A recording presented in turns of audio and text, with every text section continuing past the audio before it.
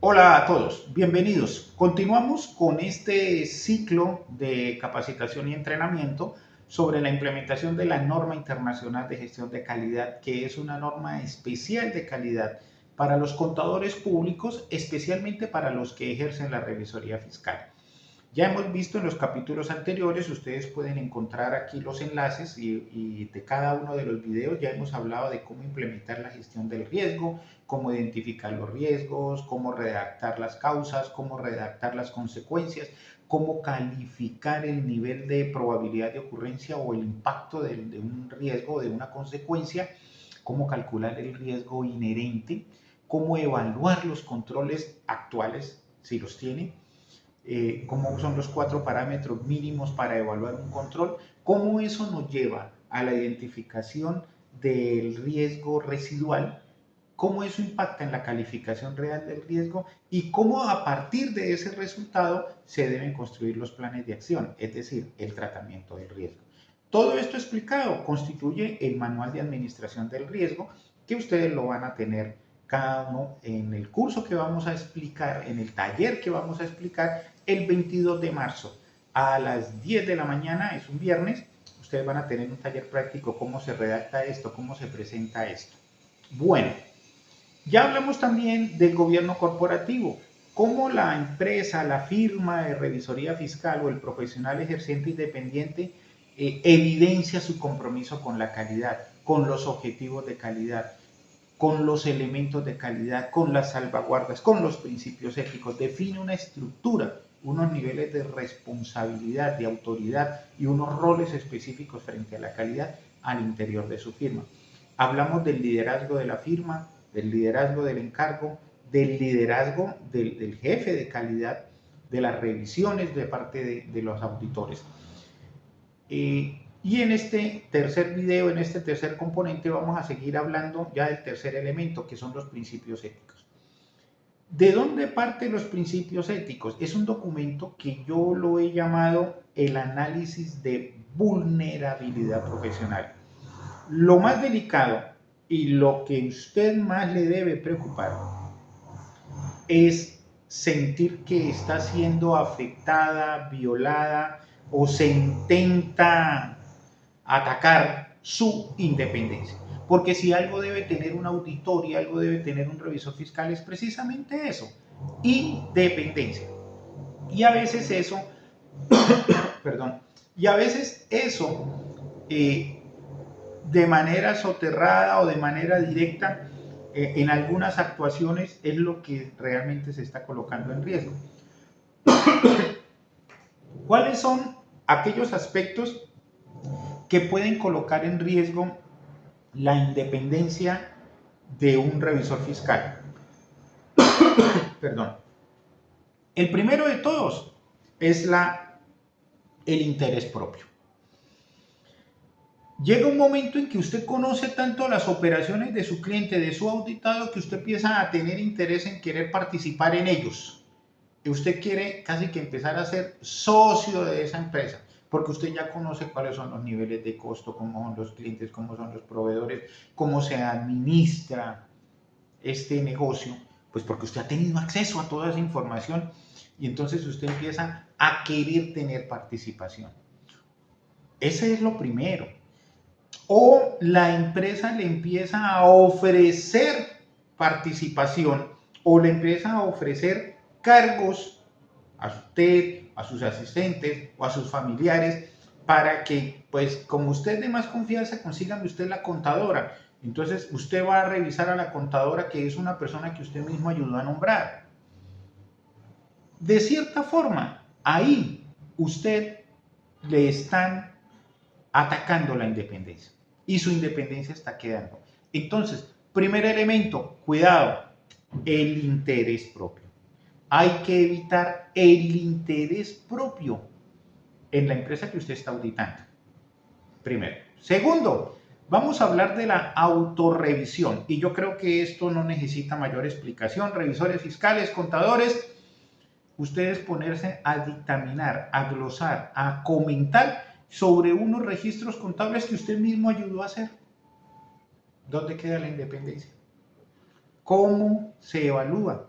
¿Cómo se establece ahí la independencia si esos estados financieros usted mismo fue el que lo hizo? Esos asientos contables usted mismo fue el que los hizo. Y en algún momento hasta podrán decirle que el error fue suyo, que lo que sucedió con esos asientos fue porque usted mismo lo sugirió, usted mismo dijo que así era como se tenía que hacer. Entonces, mucho cuidado. Segunda amenaza. Primero, interés propio. Segundo, la autorrevisión. Tercer elemento que nos permite identificar que aquí está pasando algo. A veces los revisores fiscales se vuelven abogados defensores de los clientes. Entonces, cuando llega la superintendencia, cuando hay que ir ante una inspección de vigilancia, el que va por delante es el revisor fiscal. Porque es que él es el que más entiende, él es el del alto nivel, él es el que sabe, él es el que conoce. Entonces, el revisor fiscal se vuelve abogado defensor del auditado. Está perdiendo la independencia. La abogacía en favor del auditado es una pérdida de independencia y sucede con mucha frecuencia que se vuelve el revisor fiscal abogado defensor de este cliente. Cuidado. Bueno, cuarto elemento, cuidado con la excesiva familiaridad, ya sea el gerente de la firma o los asistentes.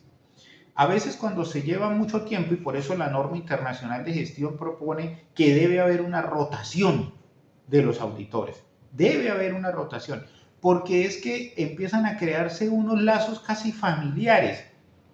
A veces el revisor fiscal, y voy a decir aquí algo, a veces el revisor fiscal termina padrino de bautizo de los hijos del gerente de la firma, de la firma auditada, de la empresa auditada. O alguno de los asistentes termina con unos vínculos demasiado afectivos con respecto a la contadora o a alguien muy importante dentro de la firma.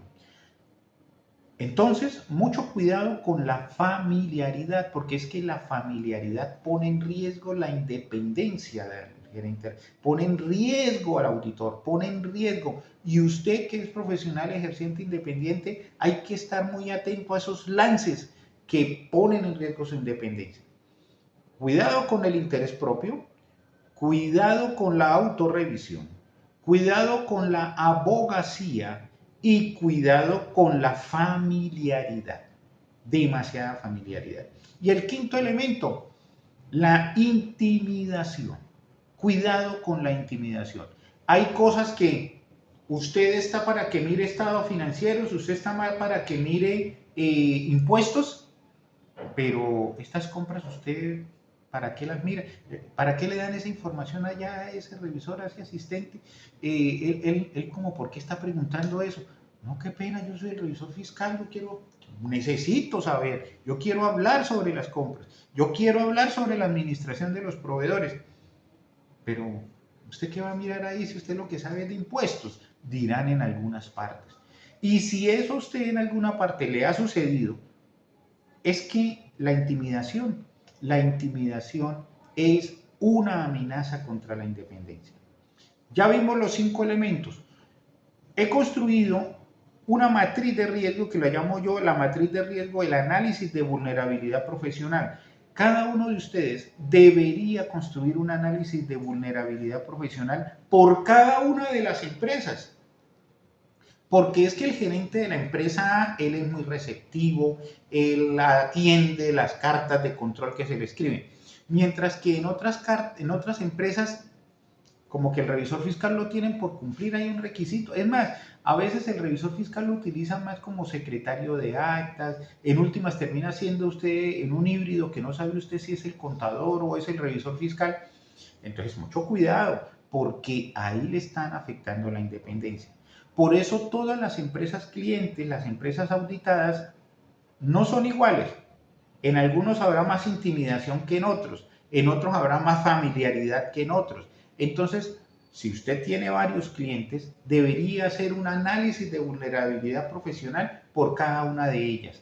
De esa forma usted empieza a construir salvaguardas. porque recuerde que algunas salvaguardas las genera el mismo encargo. Otras son las salvaguardas establecidas por la profesión y las otras salvaguardas las establece la misma firma. Entonces, ¿cómo se blinda usted para este tipo de amenazas? Recuerde, lo que más se debe cuidar es la independencia y para eso el análisis de vulnerabilidad profesional.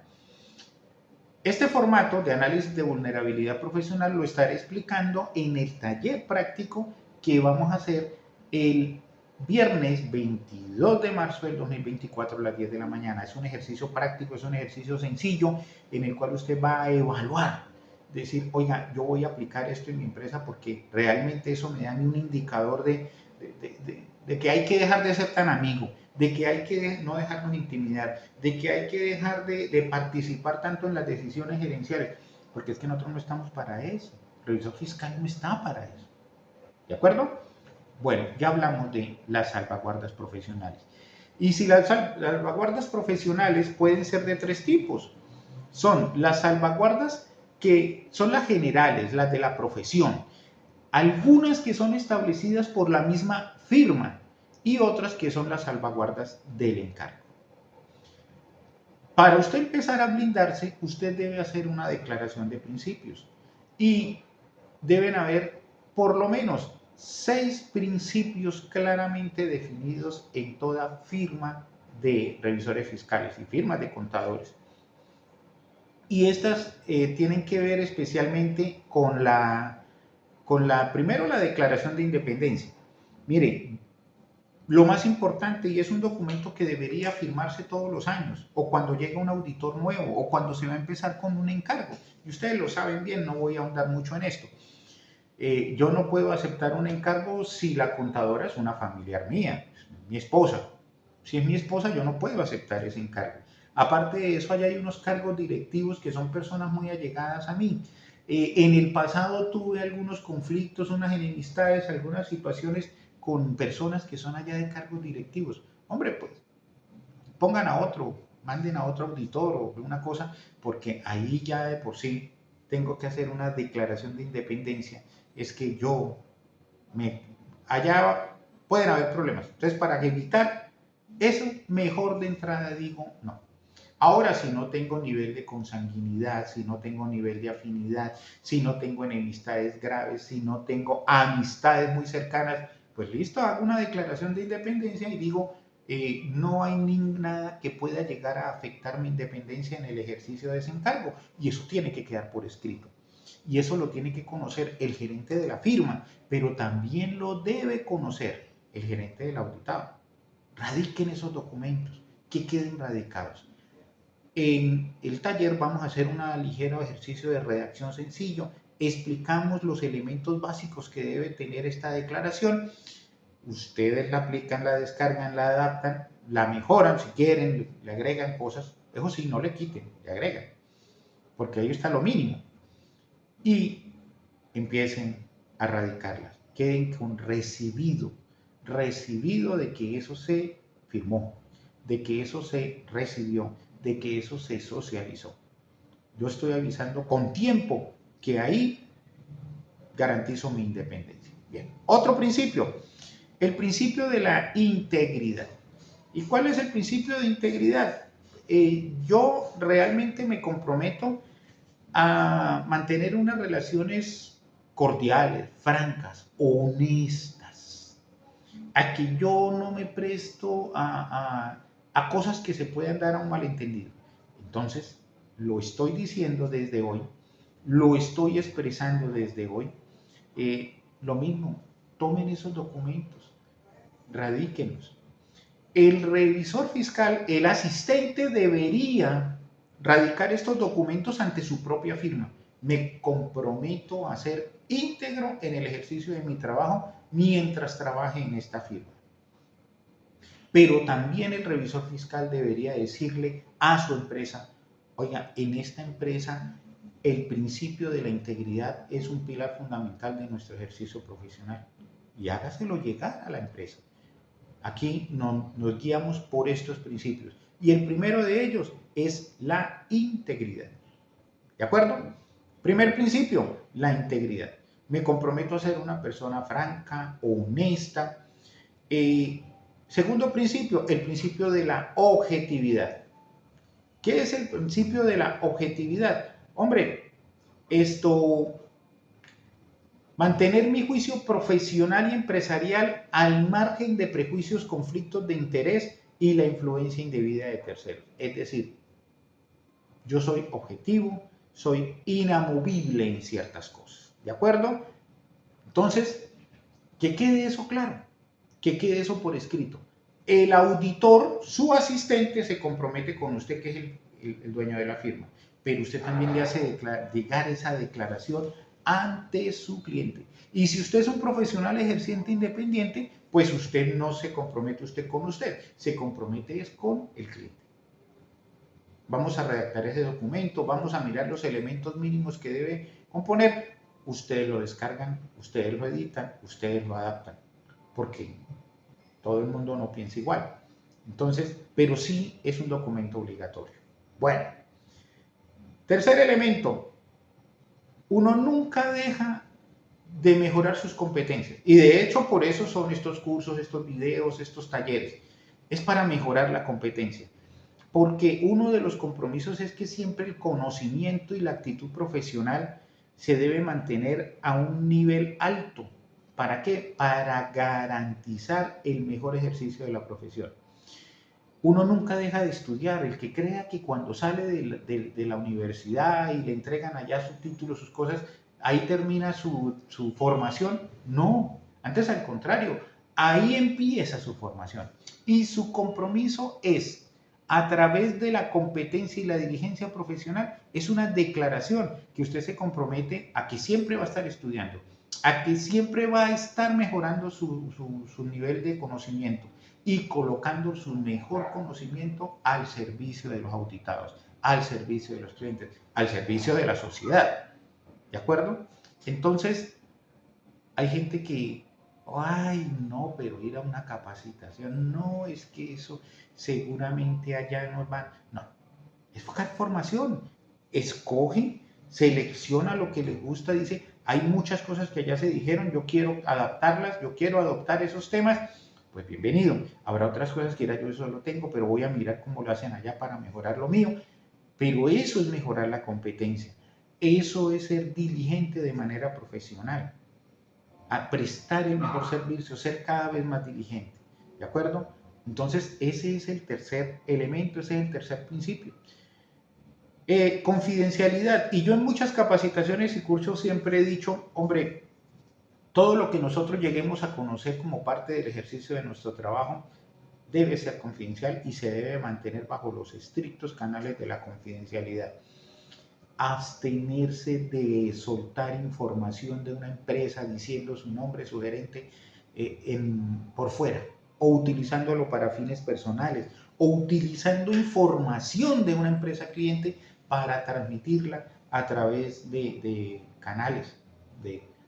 Inclusive, se debe mantener la confidencialidad estando dentro de la empresa, por fuera de la empresa, e incluso cuando ya nuestra relación laboral con esa empresa ha terminado. Esa es la verdadera confidencialidad. Hay muchas personas que se sientan en sitios públicos a hablar, a comentar cosas. Y no se dan cuenta que las personas que están al lado conocen al gerente de esa empresa, conocen a la contadora de esa empresa.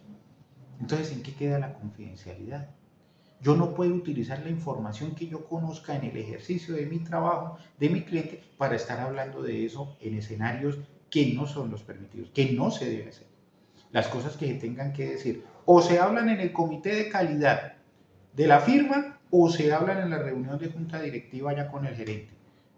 Pero no tiene por qué estarse hablando ni en la tienda, ni en el salón de belleza, ni en la barbería, ni en el estadio de fútbol, no. Allá no, porque allá no es el sitio adecuado, ¿de acuerdo? Y usted debe comprometerse con la confidencialidad, no lo olvide.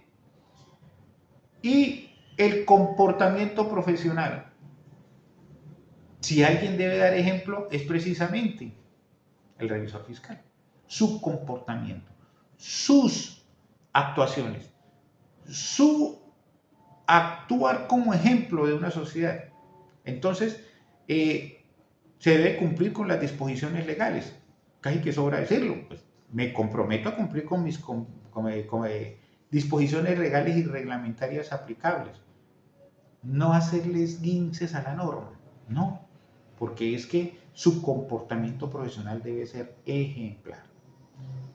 ¿De acuerdo? Recuerden ese tema muy famoso aquí en Colombia de que de nada sirve el doctor si es el ejemplo malo del pueblo. Pues de nada sirve el revisor fiscal si es el que van a tomar de mal ejemplo. No, debe ser el ejemplo. Y el ejemplo positivo, no el mal ejemplo. El buen ejemplo debe ser el revisor fiscal. Esos 5 elementos: la integridad, la objetividad, la competencia profesional, la confidencialidad, el comportamiento y la independencia, 5 y el de la independencia, son 6 elementos, usted los debe tener por escrito, los debe refrescar, los debe radicar ante sus clientes y los debe exigir a sus auditores. ¿De acuerdo? Ahora, ¿cómo mide eso? Lo vamos a mirar más adelante cuando hablemos de la administración de los recursos. ¿Cómo se evalúa si sus asistentes realmente cumplen con esto? Porque esa es la evaluación al final. Pero bueno, ya hablamos de los principios éticos, ya hablamos de las salvaguardas, ya hablamos de cómo hacer el análisis de vulnerabilidad profesional y esa política de salvaguardas es lo que usted lleva al código de ética. El código de ética como profesional ejerciente independiente o el código de ética de mi firma se guía por estos principios, se argumenta por estos principios. ¿De acuerdo? Entonces, ya miramos los 5 elementos que afectan la independencia, cómo identificarlos, hacer un análisis de vulnerabilidad, identificar las salvaguardas de la profesión, las salvaguardas del encargo, las salvaguardas de la firma y cómo construir los principios éticos. Y ahí está el elemento llamado principios éticos, que es el tercer elemento de la norma internacional de gestión de calidad. En el próximo video estaremos hablando sobre ya la evaluación, la continuidad de un encargo. Y vamos a hablar de ese tema más adelante. Los espero en el próximo video. Nos vemos.